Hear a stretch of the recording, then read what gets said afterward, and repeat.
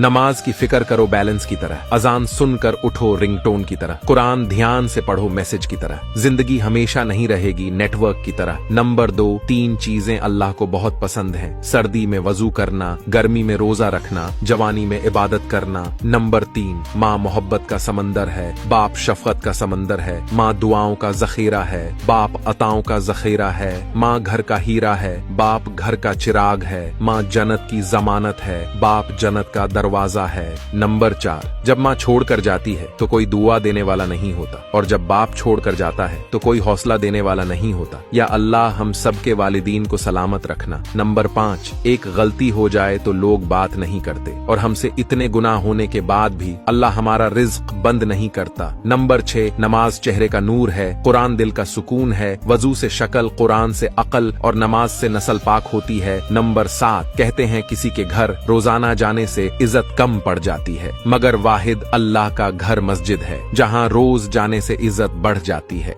Video को like तो कर लिया होगा दोस्त, अब मुझे फॉलो करके अपना दोस्त बना लो, हमेशा सही राह दिखाऊंगा।